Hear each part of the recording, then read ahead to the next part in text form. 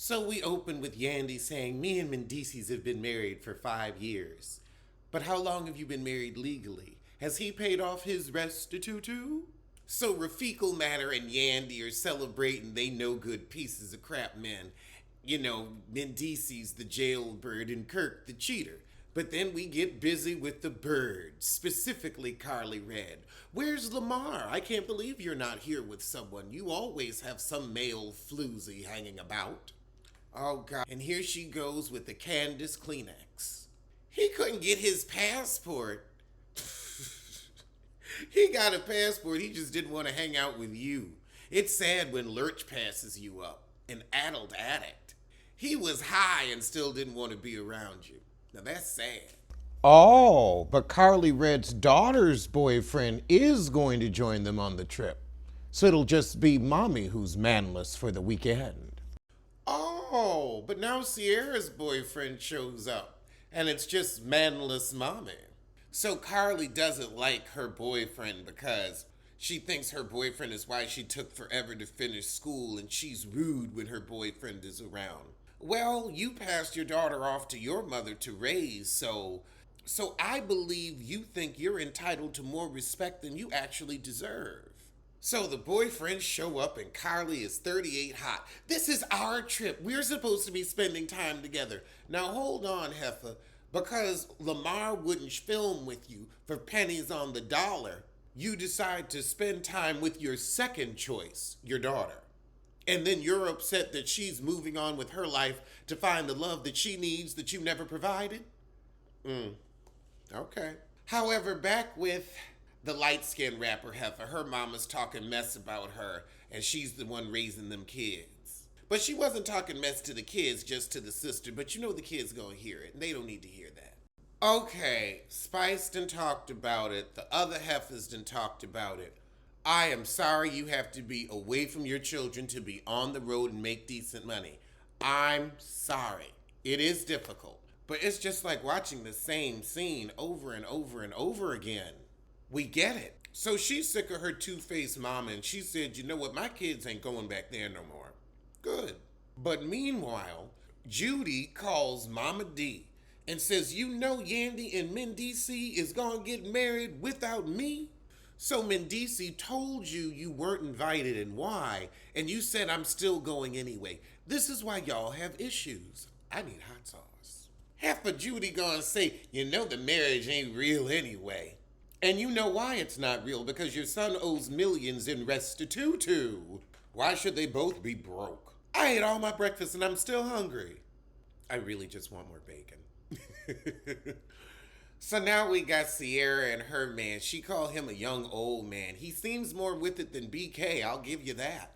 Carly Red, just because Lamar quit on you at the last minute does not mean your daughter played you. She brought her own date because she figured you'd be busy with Lurch. She didn't know you'd lose him. Rashida's still feeling pregnant at the Barrage Tower. I'd go there. It seems a lot like Vegas to me. Erica Irrelevant Dixon is here. Oh, Jesus. I guess E-Money is watching them twins. So Sierra is really smitten with this new guy, and instead of asking for an engagement ring, she asks for a baby. Isn't that putting the cart before the horse? So Carly Red wants to know what her daughter's doing. I'm sure she wanted to know what you were doing while you were in America trying to become a star. And this is what you ended up doing. I'm sure she was wondering too. Meanwhile, Rashida tell Kirk, you know, I might be preggers. And he says, I think I'm too old. And he right. You should have been had a vasectomy. But now with the light-skinned heifer who misses her kids when she's on the road, her backstabbing two-faced mama come by. And she gonna have to set her straight. So the mama says, I didn't ask if you was on drugs. I just said something snide in a post.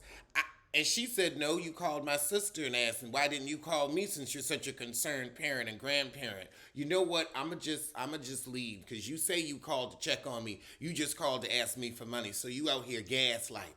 And we ain't got time for that. Is anybody gonna watch the VMAs? I don't want to see Doja Cat or Shawn Mendes. Oh my goodness, this is a boring episode.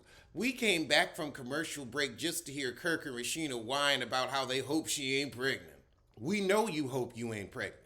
And what's the baby's name?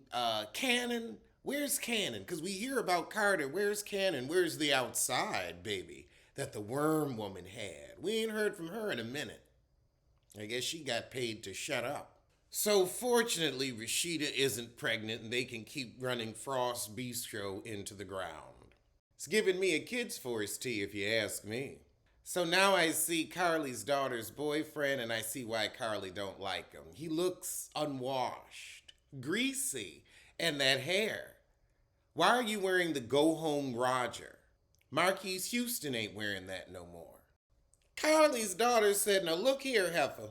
You can't keep a man longer than 30 minutes. I've been with mine for 3 years. Let me be.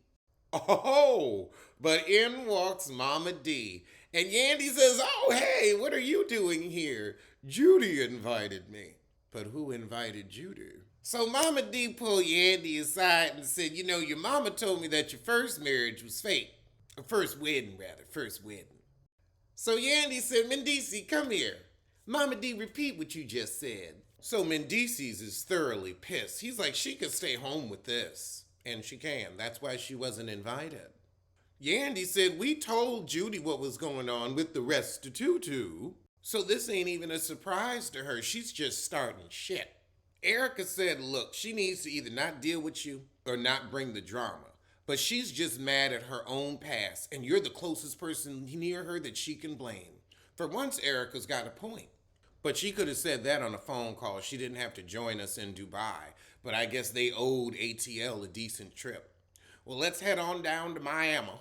So we open the episode in Santo Domingo, Dominican Republic. And we have Armada La Negra and her career back in the DR doing real estate because them albums ain't selling. So she low-key want to move back to the DR, but the mama want to stay in Miami.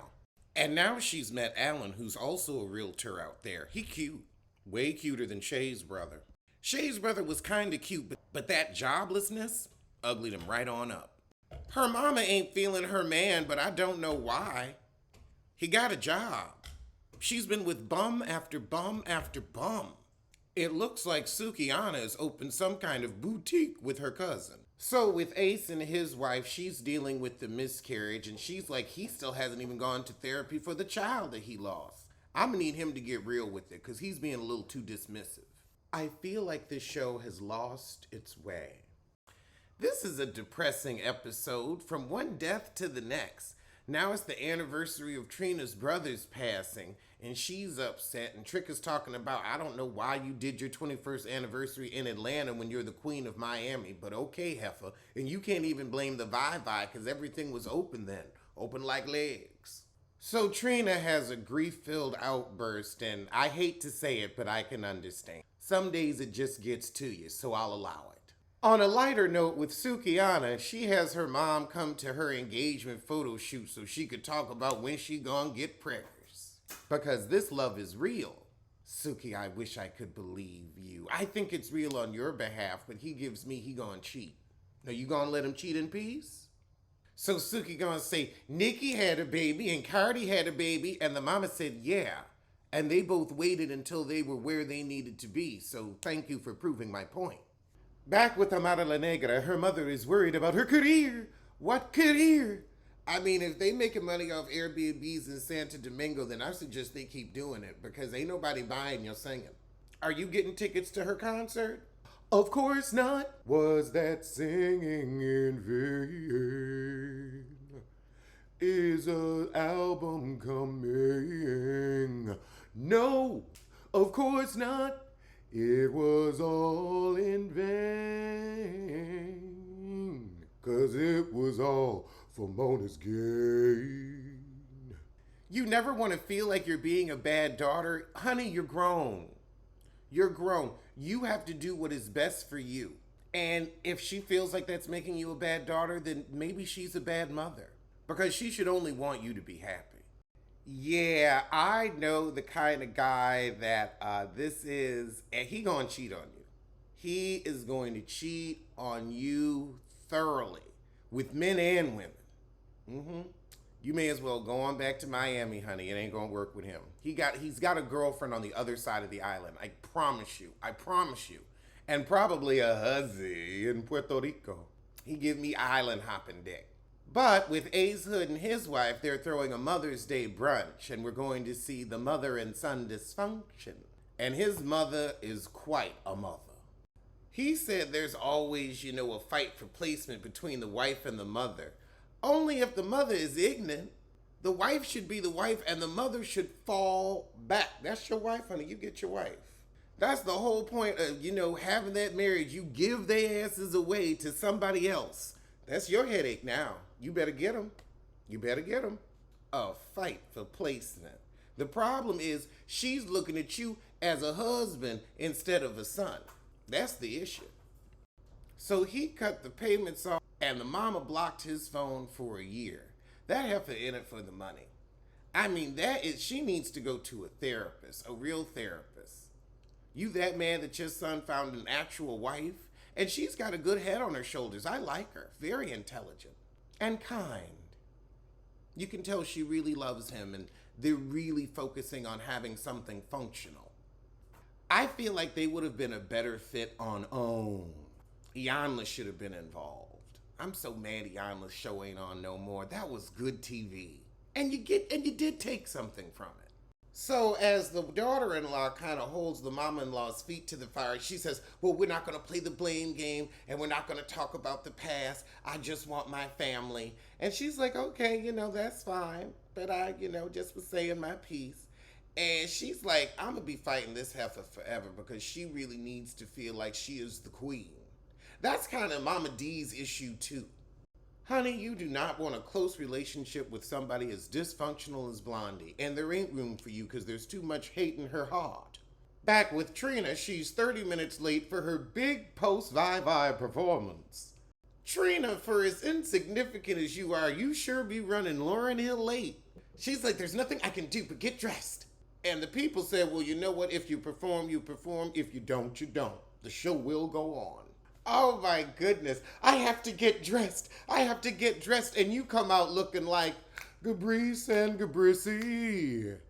I mean, oh Lord, this little run into the Walmart summertime outfit, this ain't even Target, this is Walmart. It's the Mart, hun.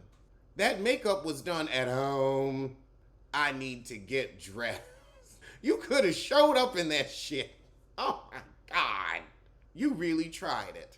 I can't believe she got 3 backup dancers that are on point. I can't believe it. Back in Santo Domingo with Amara La Negra and her career. We at dinner and he tell the mama, I want Amara to live here with me in the DR. Again, a wedding ring would make a lot of this easier where it's like, okay, well, we got married, so he's living here.